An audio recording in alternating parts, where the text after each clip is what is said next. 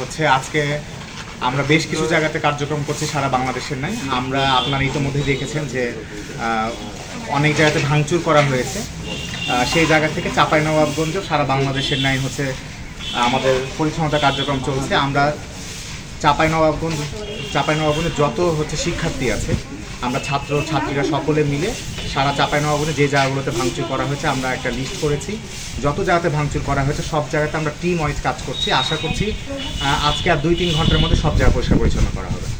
চাঁপাইনবাবগঞ্জে আনুমানিক 500 জন শিক্ষার্থী বিভিন্ন শিক্ষা প্রতিষ্ঠানে এবং বিভিন্ন স্বেচ্ছাসেবী সংগঠনের যারা হচ্ছে সদস্যরা আছে প্রত্যেকেই যেহেতু ছাত্র সবাই অংশগ্রহণ করেছে।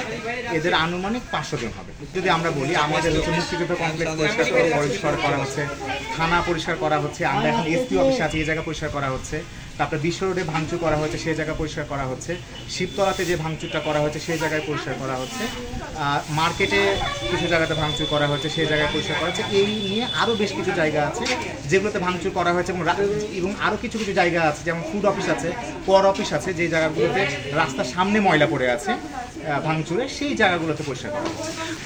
আপনারা শুরুতেই দেখেছিলেন যে বৈষম্য বিরোধী ছাত্র আন্দোলন যখন লং মার্চে ডাক দেয় তখন শুধু ছাত্র না, ছাত্রর পাশাপাশি সাধারণ জনগণ সকল শ্রেণী পেশার মানুষ হচ্ছে অংশগ্রহণ করেছে।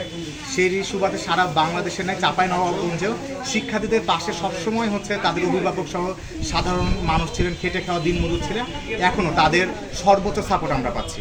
সাধারণ শিক্ষার্থীদের সকল সাপোর্ট হচ্ছে সাধারণ জনগণ। আমরা চাঁপাইনবাবগঞ্জ সমন্বয় কমিটি মিলে আর বিডিপি মিলে আমরা এই যে পরিষ্কার কর্মসূচিটা আজকে পালন করতেছি। আমরা চাঁপাইয়ের বিভিন্ন জায়গাতে এই কর্মসূচি করতেছি। অফিস, এসপি অফিস, থানা সব জায়গা মিলাই আমরা এই কর্মসূচিটা পালন করতেছি। এখানে আমাদের স্টুডেন্ট ভাইরা আমাদের সাথে আছে, আমাদের বিডিপির ভাইরা আমাদের সাথ দিচ্ছেন।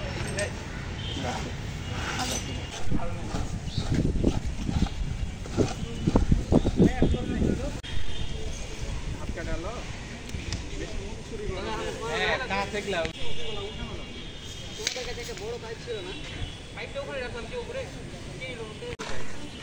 বড় বড় বলা এই যে সাংবাদিকরা আসবে আমাদেরই তো ছবি তুলেন না।